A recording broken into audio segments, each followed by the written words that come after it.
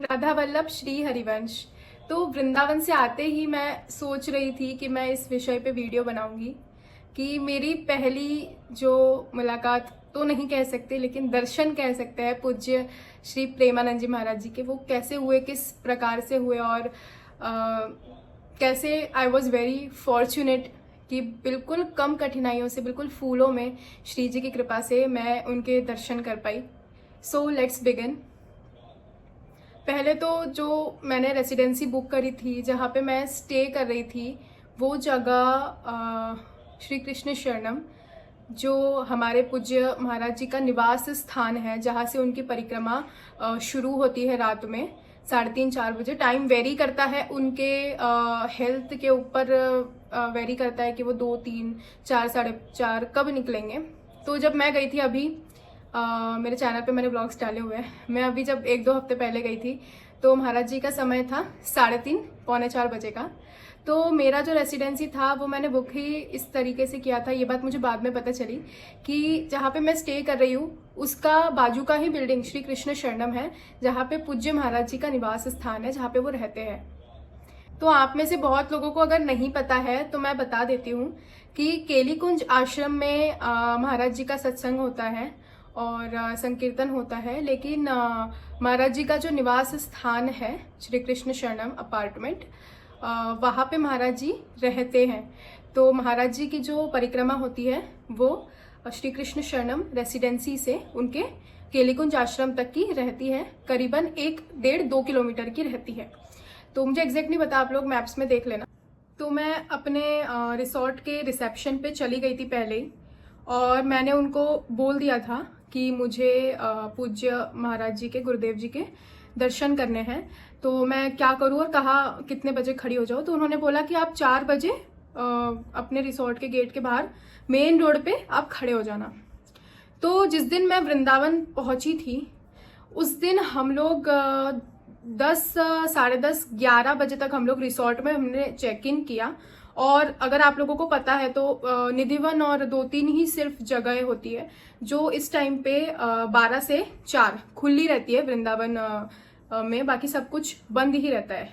मंदिर 4 बजे के बाद में खुलते हैं, 4 से 9-9:30 ऐसे टाइमिंग रहता है। तो हम लोग ऑलरेडी 11 बजे तो रिसोर्ट में ही पहुंचे थे। फिर हम लोग फ्रेशन अप हुए और फिर हम लोगों ने लंच किया, उसमें ही 12:30-1 बज गया था। फिर उसके बाद में हम लोग निधिवन और 1-2 जगह गए, और फिर 4 बजे से हम लोग राधा वल्लभ गए थे, यमुना जी के घाट पर गए थे जो कि वृंदावन परिक्रमा मार्ग में आता है, और राधा रमन जी गए थे। उसके बाद में हम लोग आ गए थे, रूम पे पहुंच गए थे हम लोग 8 बजे के करीब। उसके बाद में हम लोगों को डिनर करते करते 9 बज गया, और हम लोग ट्रेन में इतने थके हुए थे, सोए भी नहीं थे, पूरा रात भर सोए नहीं थे। और फिर सुबह उठते ही हम लोग बस लंच करके निकल गए थे दर्शन करने के लिए। तो फिर हम लोग यही सोच रहे थे कि अभी सो जाएंगे 10, 10:30 बजे तक, और उसके बाद में फिर उठ जाएंगे 2:30 बजे तक, तो नहा धो लेंगे, फ्रेशन अप हो जाएंगे, और रिसोर्ट के सामने ही तो खड़े रहना है महाराज जी के दर्शन के लिए। तो बस फिर हम लोग ने ऐसा ही प्लान किया था, तो वैसे ही एग्जीक्यूट भी किया। हम लोग 11 बजे तक सो गए और उसके बाद में फिर रेडी हो गए थे 3:30 बजे तक महाराज जी के दर्शन के लिए। महाराज जी के दर्शन के लिए हम लोग जब 3:30 बजे हमारे रिसोर्ट के गेट से बाहर निकले तो मैंने देखा कि ऑलरेडी भीड़ लग चुकी है। इतनी भीड़, इतनी ज्यादा भीड़ हो रखी है, एक पैर रखने को वहां पे जगह नहीं है। और सब लोग फूलों की रंगोली बना रहे हैं, बना के हो गई थी सब लोगों की, अब सब लोग फूल डाल रहे सिर्फ रोड पे। और जो महाराज जी के सभी शिष्य है, आश्रम के सभी जो सब लोग शिष्य हैं और सब लोग हैं, वो सब लोग बस इंस्ट्रक्शंस दे रहे हैं कि महाराज जी पे फूल ना फेंके, या फिर यहाँ ना खड़े हुए होइए, वहां मत खड़े होइए, ये ऐसे प्रेम से सबको वो इंस्ट्रक्शंस दे रहे थे। तो फिर 3:30 हो गए, पौने 4 हो गए, सब लोग राधा राधा कीर्तन कर रहे थे, और बस एक उत्साह था मन में कि अब मैं महाराज जी को देख लूंगी, क्योंकि मैं उनके दर्शन के लिए ही और पूज्य मलोकपीठ वाले महाराज जी के दर्शन के लिए ही बहुत उत्सुक थी वृंदावन जाने के बाद में। तो 4 बजे और महाराज जी आए, और मैं मतलब बता नहीं सकती, मैं बहुत पीछे से महाराज जी को देखा पहली बार, लेकिन उनके मुख का जो तेज है ना, भाई वो लड़कियां या फिर लड़के मेकअप करके भी इतना मुख पे तेज नहीं ला सकते। कोई ऐसी क्रीम नहीं है जो वो लगाते हैं फिर भी उनके मुख पे इतना तेज है, इतनी ग्लोई उनकी स्किन है, इतने प्यारे लग रहे थे बिल्कुल। दूर से पहली बार जब उनका फेस देखने में आया ना, मुझे ऐसा लगा कि श्री जी के दर्शन हो गए हैं और मैं बहुत खुश हो गई, बहुत खुश हो गई। और मैं क्या बोलूँ, मतलब महाराज जी को देख के ना आई वॉज स्पेल बॉन्ड। मैं क्या बोलूँ, मुझे समझ में नहीं आ रहा था। मेरे मुंह से शब्द ही निकलना बंद हो गए। जैसे जैसे महाराज जी आगे बढ़ रहे थे वैसे वैसे मैं आगे भाग रही थी लोगों की भीड़ में कि और महाराज जी आगे आगे बढ़ रहे हैं तो मैं भी कोई तो भीड़ में एक पैर रखने की कहीं पे तो जगह खाली हो, बस फटाफट वहां पे लग जाऊं और फटाफट वहां पे लग के महाराज जी के दर्शन कर लूं एक बार और एक झलक और देख लूं मैं अपने प्रिय गुरुदेव भगवान की। लेकिन 1-1.5 सेकंड के भी जो वो इतने सुंदर दर्शन थे, मैं आई वॉज सो लकी कि मैं वृंदावन गई और मैंने महाराज जी के दर्शन किए। और महाराज जी ने मुझे तो नहीं देखा होगा लेकिन उनको देख के ऐसा लगा कि श्री जी ने देख लिया। और उसके बाद में उसी दिन 10 बजे वापस महाराज जी जब अपने केली कुंज आश्रम से वापस जो अपने निवास स्थान के लिए आते हैं तब वापस में मुझे उनके दर्शन हुए। हम लोग बस 10 बजे निकल ही रहे थे घूमने के लिए, दर्शन के लिए हम लोग बस निकल ही रहे थे 10 बजे।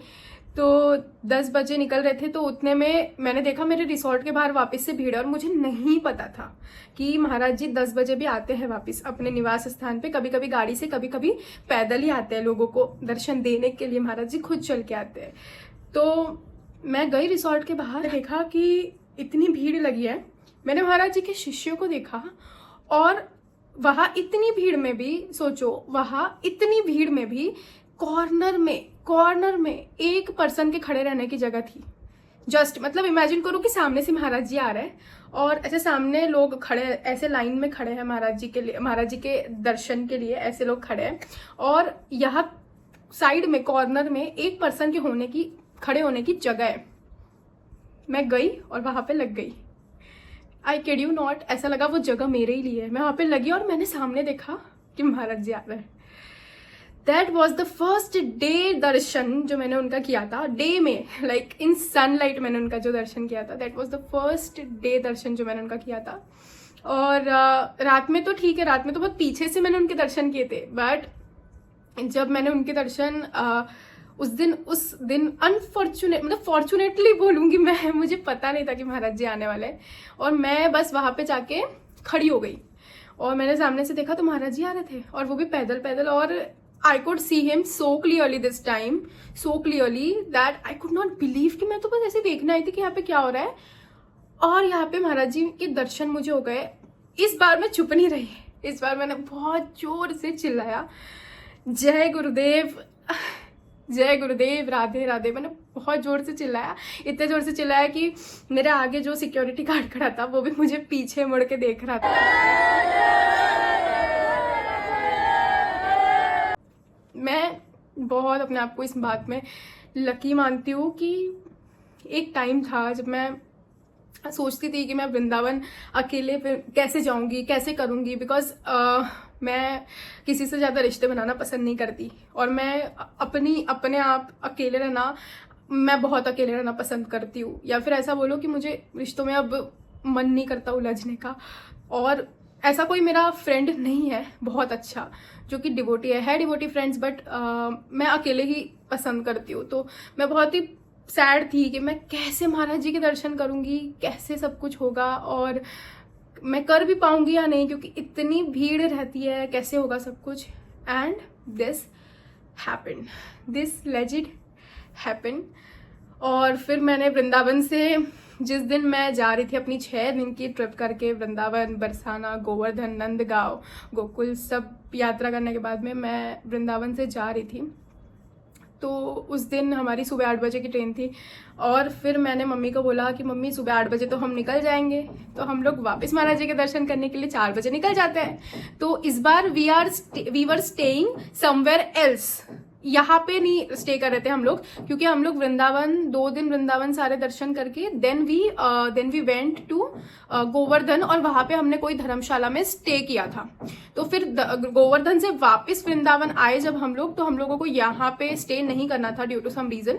तो हम लोगों ने प्रेम मंदिर के पास में एक स्टे देखा और वहां पे हम लोग स्टे करे। वहां से महाराज जी जो जगह पर आते थे, परिक्रमा मार्ग जो था वो 1 किलोमीटर का था। तो हम लोग ई रिक्शा से वहां पे सुबह चले गए थे और फिर सुबह भी महाराज जी के दर्शन हुए। महाराज जी के दर्शन करने जाने के लिए मेरे अंदर पता नहीं बिल्कुल स्ट्रेंथ नहीं थी, क्योंकि बरसाना परिक्रमा, वृंदावन परिक्रमा और सब दर्शन करते करते मैं इतनी मैं थक गई थी कि मुझे ऐसा लगा कि मैं कैसे जाऊंगी और कैसे मतलब स्ट्रेंथ रखूंगी। कि अभी तो मैं उस दिन सोई ही रात में 11 बजे थी। फिर उसके बाद में मुझे ऐसा लग ही नहीं रहा था कि मैं सुबह 3 बजे उठ के जा पाऊंगी, और 1 किलोमीटर दूर जाना है, सुबह उठना है, फ्रेश होना है, फिर 1 किलोमीटर दूर जाना है, इतनी भीड़ में खड़े होना है। मुझे ऐसा लग रहा था मेरे बॉडी में वो स्ट्रेंथ ही नहीं है कि मैं खड़ी रहूं और वहां पे खड़ी रह पाऊंगी, ऐसा मुझे लगा ही नहीं। लेकिन आई किड यू नॉट, जो रास्ता हम लोग सुबह 3:30 बजे उस दिन महाराज जी के दर्शन के लिए ई रिक्शा से गए थे, और वो 1 किलोमीटर का जो ई रिक्शा का क्या बोलते सफर था, वो मुझे इतनी वीकनेस की वजह से, इतने पैर दर्द की वजह से मुझे वो 100 किलोमीटर जैसा लग रहा था, क्योंकि मेरे बॉडी में कोई स्ट्रेंथ नहीं बची थी। सही में ऐसा कहना तो नहीं चाहिए, बहुत सुंदर धाम यात्रा हुई, लेकिन परिक्रमा करते करते और इतने एक्सर्शन की आदत नहीं है। और वृंदावन में बहुत धूप थी उस टाइम, बहुत धूप। सिर्फ हम लोग गोवर्धन परिक्रमा के लिए गए थे, तो उस दिन बारिश गिरी थी, जिसकी वजह से ऐसा मानते हैं कि गोवर्धन परिक्रमा करते समय अगर बारिश हो जाए तो गोवर्धन परिक्रमा सफल होती है। तो बस उसी दिन श्री जी की कृपा से बारिश हो गई थी, बाकी तो कोई दिन वृंदावन में मैं थी, इतने सारे दिन बारिश नहीं हुई। और फिर उसके बाद में जो मैं महाराज जी के उधर खड़ी हो गई, दर्शन कर लिए। पूज्य गुरुदेव के दर्शन करने के बाद में मैं और मम्मी इतने उत्साहित, इतने स्ट्रेंथ से भर गए कि ऐसा लग भी नहीं रहा था कि हम लोग 6-7 दिन से एक्सर्शन कर रहे हैं, रात में सो भी नहीं रहे। हम लोग इतने उत्साह से परिपूर्ण हम दोनों हो गए महाराज जी के एक दर्शन से, कि फिर मैं और मम्मी जो रास्ता 1 किलोमीटर का जाते टाइम ई रिक्शा से गए थे, हम लोग आते टाइम वो रिक्शा से नहीं आए, वो रास्ता हम लोग, मैं और मम्मी पैदल आए। और मैं जिसको 100 मीटर नहीं चले जा रहा था, इतनी मैं वीकनेस मेरे में हो गई थी, इतनी मैं थक गई थी, मैं वो 1 किलोमीटर का रास्ता राधा राधा कीर्तन करते करते अपने रिसोर्ट पे वापस आई। और मैं मानती हूँ कि ये जो मेरे अंदर उत्साह आया था, ये सब कुछ, ये प्रभाव श्री जी और मेरे प्रिय, मेरे पूज्य गुरुदेव भगवान की कृपा का था। ये पूरा जो उत्साह था जो मैं चल के आई, और उसके बाद मैं इतनी बड़ी, इतनी लॉन्ग जर्नी अपने घर तक भी करी मैंने मथुरा से। ये सब कुछ सिर्फ और सिर्फ दर्शन का ही मेरे ऊपर एक पॉजिटिव प्रभाव था, जिसके वजह से मैं इतनी अच्छे से मेरी जो जर्नी थी वो सफल हो गई। इंस्टेंट दर्शन का जो प्रभाव मेरे शरीर पे, मानसिक और शारीरिक शरीर पे पड़ा, मैं कुछ बोल ही नहीं सक रही हूँ। मैं मतलब बता नहीं सकती हूँ, मेरे जो वर्ड्स है ये बहुत कम है। मैंने जितना फील किया है उसके कंपैरिजन में this words are so little, so small, very limited in a scope. और अभी थोड़े मैंने सुना है कि गुरुदेव जी के बातों को जो ये सभी टीवी चैनल्स है या फिर जो सभी लोग हैं, बहुत मिसकंसेप्शन इस बात का बन रहा है। जो कि वो क्लिप वायरल हुई है, वो क्लिप को तोड़ मरोड़ के, वो क्लिप को ऐसे मतलब अपने फायदे के लिए यूज करके, टीआरपी गेन करने के लिए लोग उसको यूज कर रहे हैं। महाराज जी ने कभी भी सिर्फ और सिर्फ स्त्री की नहीं बात करी है, महाराज जी ने स्त्री पुरुष दोनों की बात करी है, दोनों की। He has always talked with equality, about equality and compassion, and always guided everyone. Equality और कंपैशन के साथ में गुरुदेव जी ने बात करी है, सिर्फ और सिर्फ महिलाओं को नहीं बोला है। और हाथ जोड़ के विनंती है मेरी, रसिकों का अपमान ना करे, रसिकों का अपमान ना करे, क्योंकि रसिकों का अपमान करेंगे तो भगवान हमें कभी नहीं अपनाएंगे, कभी भी नहीं अपनाएंगे। भगवान हर दोष माफ करते हैं, भगवान हर चीज माफ कर देंगे, भगवान सारे पाप माफ कर देंगे। वैष्णव अपराध, भगवान किसी वैष्णव के प्रति दुर्व्यवहार अपराध माफ नहीं करते हैं। पर खैर ये तो कलयुग है, इसीलिए ज्यादा कुछ मैं बोल नहीं सकती हूँ। लेकिन मैं बस हाथ जोड़ के, मेरे वीडियो का ये टॉपिक नहीं है, ये बहुत सेंसिटिव मैटर है, लेकिन मैं अपने प्रिय गुरुदेव के लिए 2 लाइन तो बोल ही सकती थी। मेरा वीडियो बनाने का मकसद सिर्फ और सिर्फ यही था, उद्देश्य सिर्फ और सिर्फ यही था। मैं सिर्फ और सिर्फ ये बताना चाहती थी कि गुरुदेव भगवान के एक दर्शन में कितना कितना पॉजिटिव पावर है कि आपका पूरा ऑरा पॉजिटिव हो जाता है।